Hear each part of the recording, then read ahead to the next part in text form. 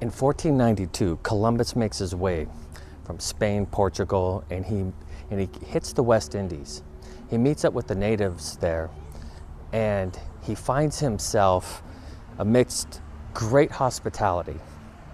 He turns around, he makes his way back, he has a meeting with the Pope. The Pope at that time writes up a papal bull. They're just hot on the heels of the Crusades, where they're going out conquering in the name of Christ. They're having these military campaigns, and he writes the papal bull that establishes what's called the doctrine of discovery, in which any lands that are discovered by European discoverers that go in the name of the church are able to claim that land as the church's land, and it is a discovery for the church, and those lands can be depopulated and can be brought under dominion and subjugation. And that is the beginning of the history of the Americas, and particularly the United States. So immediately the Catholic Church starts sending out these missionaries, and these missionaries were establishing these missions all throughout the United States as a stake of dominion. And so the roads that they would call there is called the road, the Via Dolorosa, that this was going to be, a hard road, but it was going to be established for Christ. And so that's why you'll see, like in California, you will see what's called the King's Highway, or the El Camino, the way. And so this is where they would set up these places as fortresses for this kind of embattled concept of the city of God, Augustine's concept of the city of God and the conquest that is to be in this new land, this new discovered land. And so let's check out and let's kind of see what some of these missionary cathedrals look like.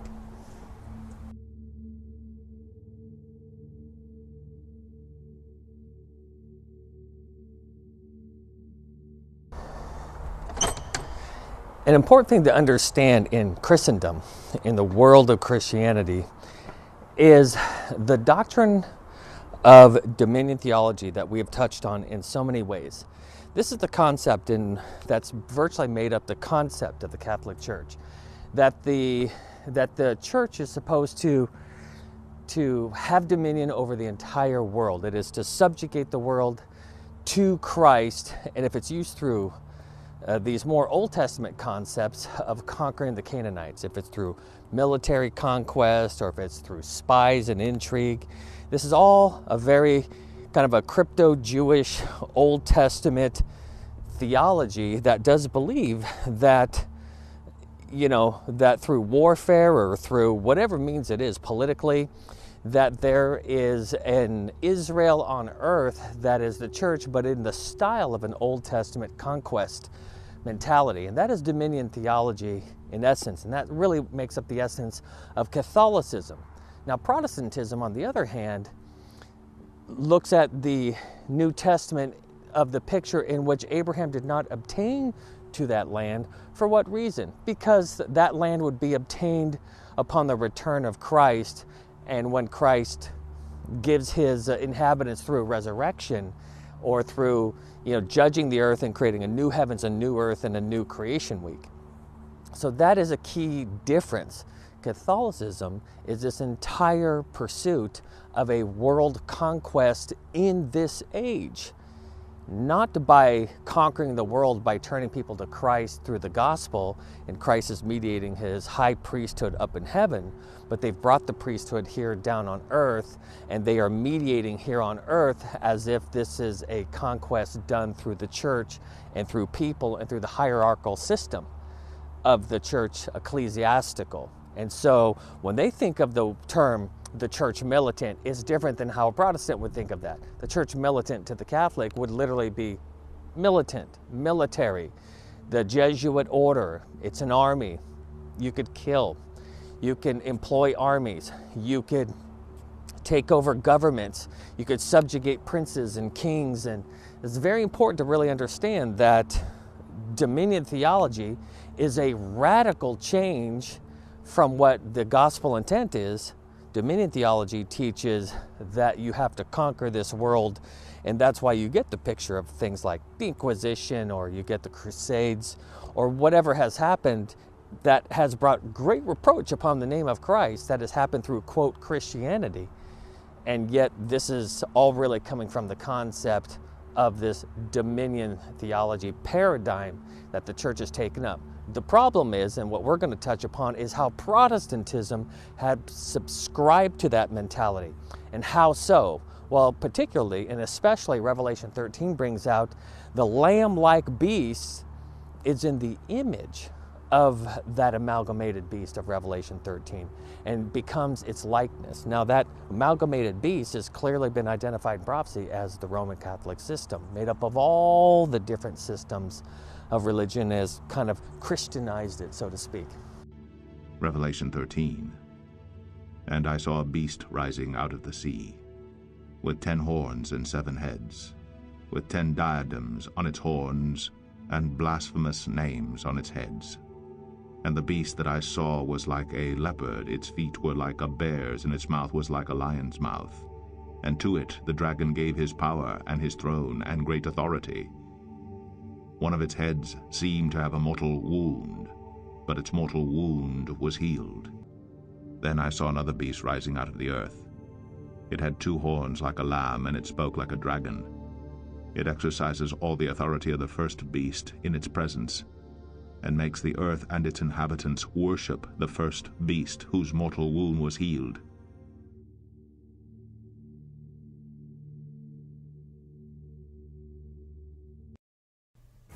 In the 13th chapter of Revelation, there are 2 global powers that are identified as establishing a false system of worship at the end of time.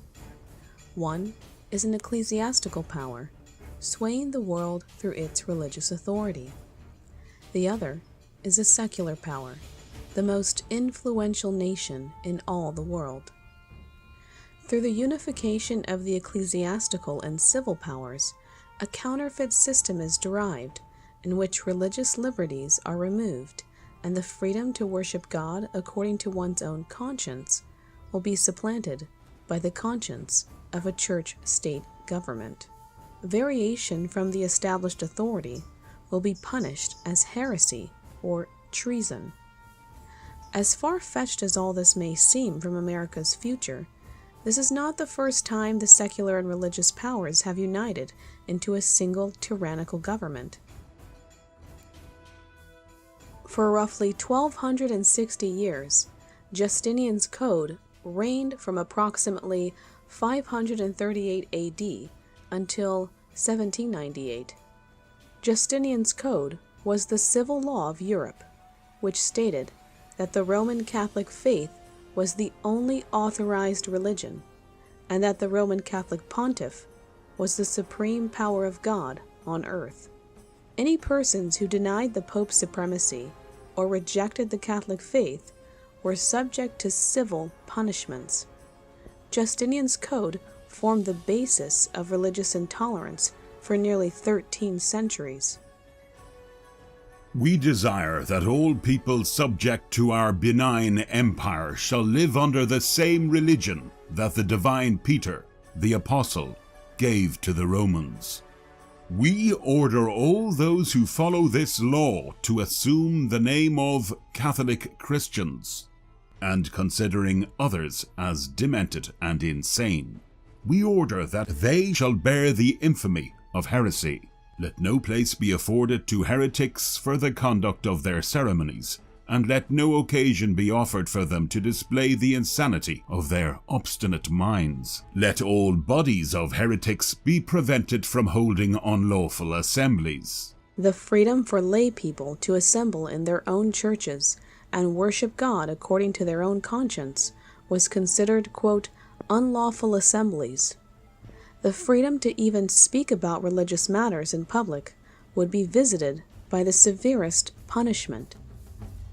The Pope was considered the head of all the churches. Those who were labeled as heretics were to be deprived of their right to property and inheritance. The right to buy or sell was taken away, and the heretic's crimes were considered to be treason, punishable, quote, beyond death. No one, whether he belongs to the clergy, the army, or to any other condition of men, shall, with a view to causing a tumult and giving occasion to treachery, attempt to discuss the Christian religion publicly in the presence of an assembled and listening crowd.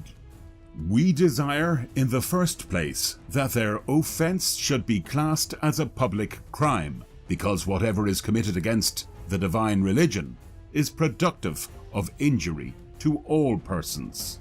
We punish them by the confiscation of all their property, and we wish them to be excluded from obtaining any gift or inheritance of any description whatsoever.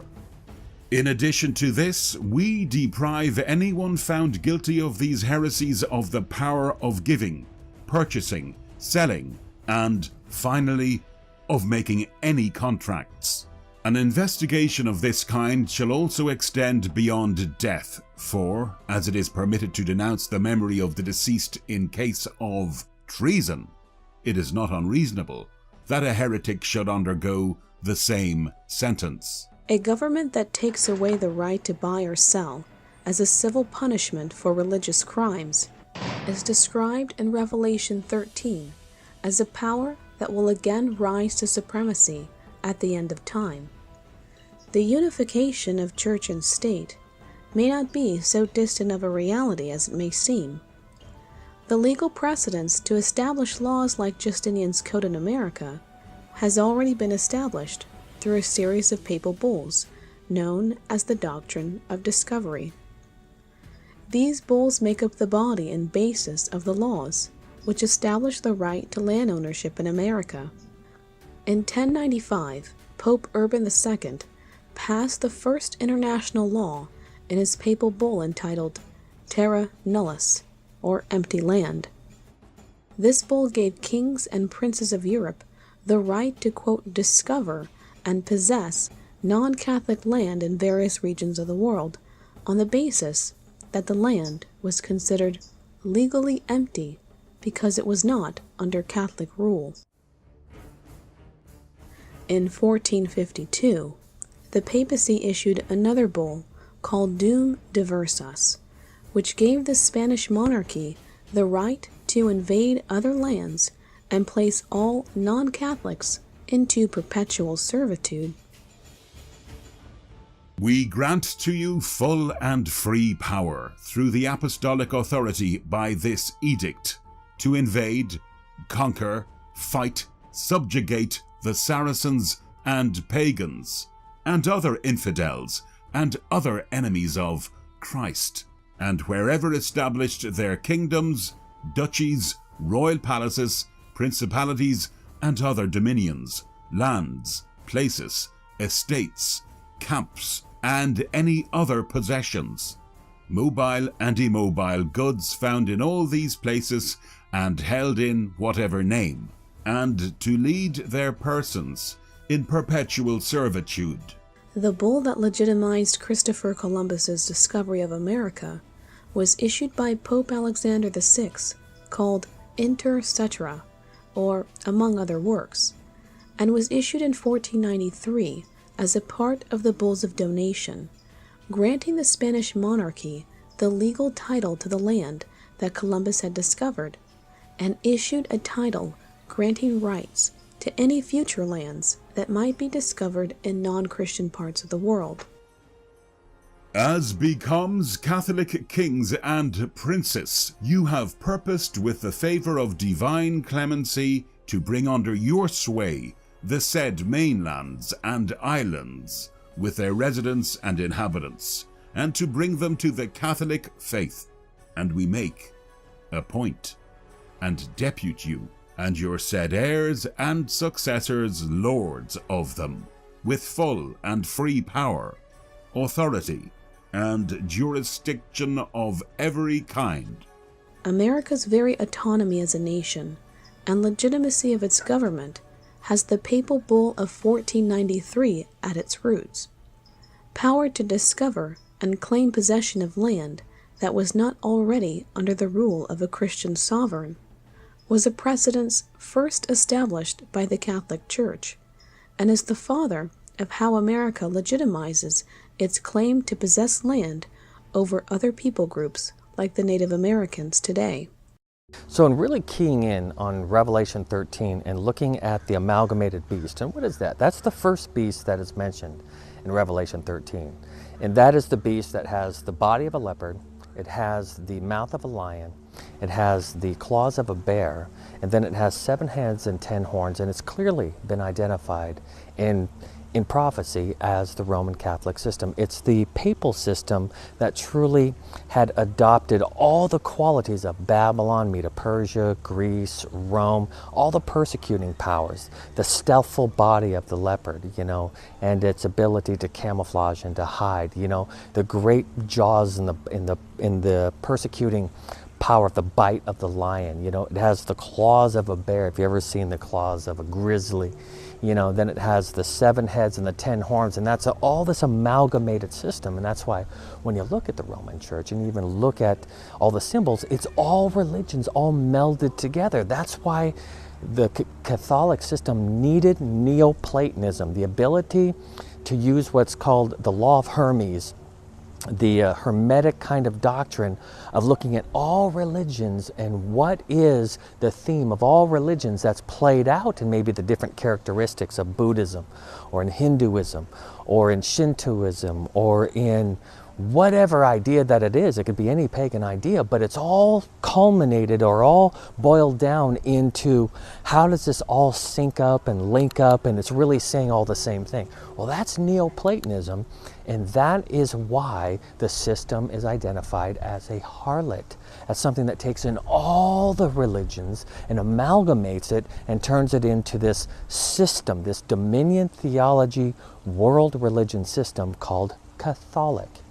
Now that's the first beast. Now the second beast, which is a lamb-like beast that rises up from the land, has been clearly identified around the time in which the Catholic beast, that system, it was given its power in 538 when the Ostrogoths were finally defeated by the Roman armies through the Roman Catholic system. It was able to negotiate and able to dismantle a lot of the conflict that was there, and there were treaties involved, and that gave rise to the Roman Catholic system in 538.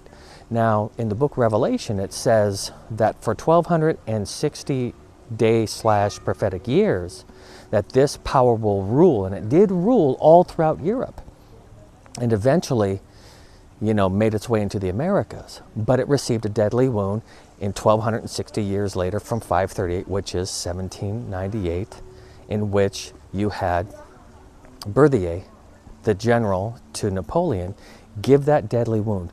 Now it talks about, around that time when that wound is healing, that there is a power that is rising up from a, quote, uninhabited land, in which we've discussed. And that power is a lamb-like beast or a Christ-like beast, a Christian-like nation. It's an image of that, but it's not the reality of a Christian nation. And it grows up into this great persecuting power that starts to speak as a dragon. In the book Secret Destiny of America, Manly P. Hall, a well-known occultist, describes the founding fathers of America as Freemasons, merely clothing their occult ideas with Christian rhetoric, much like today. He says the pagan intellectuals reclothed their original ideas in a garment of Christian phraseology. In this way, America is a lamb-like beast, claiming to be founded upon the principles of Christ, but merely using Christian language as a cloak for ulterior agendas. Now what's fascinating to understand about that power is when you look in the Old Testament under that word for a lamb-like beast, it's the word Re'em, R-E'-E-M, and that is the picture of the buffalo. Now anytime that beast is brought up in the Old Testament, it starts off as a power that liberates God's people. It's first brought up as God identifying himself, and he liberated his people from Egypt. And then from Egypt, Pharaoh couldn't hold them down. It was an animal that can't be tamed. And then many times it's showing that this is a liberating animal, which is exactly what the United States is, and it came up right around the whole late 1700s. But later on, it goes from being an untamed animal in which you cannot put a harness upon, you can't control, to a lawless beast, and gives its power over to the papal power, is what it says in Revelation 13. It hands its power over and reinvigorates the papal system. Now that power started to rise in the late 1700s, and it arose from a designated unpeopled lands in the book of Revelation, even though it was populated. But remember this doctrine of discovery that would not validate the existence of the natives that were here, and wiped them out through disease and conquest and military actions or through enslavement, and they ended up dying in so many terrible ways, but they weren't considered a people. In Revelation, the lamb-like beast is seen coming out of the earth. The first beast is seen coming out of the sea. And in biblical symbolism, the sea represented peoples and multitudes and nations and tongues. Therefore, the first beast represents a system coming out of Europe, since Rome was the center of the world. Thus, out of this sea, Catholicism was born. Yet the lamb-like beast is seen coming out of the earth, which represents a land that was legally titled as empty, even though it was inhabited by millions of people. The Catholic Church saw America as a type of Canaan land to be conquered, dispossessing the original inhabitants.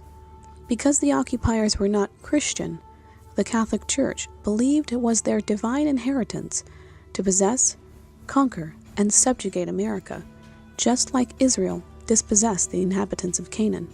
Pedro de Santander, an official of the Catholic Church, makes this very parallel.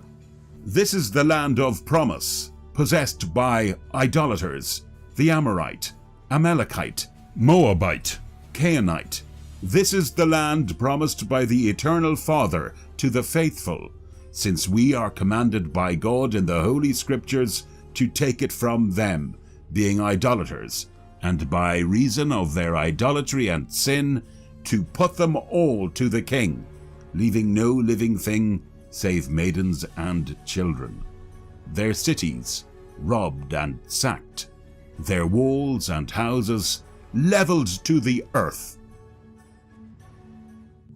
That's the key to understand that Revelation 13 is talking about the Roman Catholic dominion theology system and America, and adopting the dominion theology system into this thing called Christian democracy that is trying to spread throughout this world. Those two powers join together to create this circumstance of end-time events in which the whole world is churned up into this great place in which all the winds are unloosed, and the great warfares of humanity and the great powers come together to create this ultimate dominion, which is the dominion in which Rome and the United States share, sitting at the top of the throne, ruling this world. That's where we are today.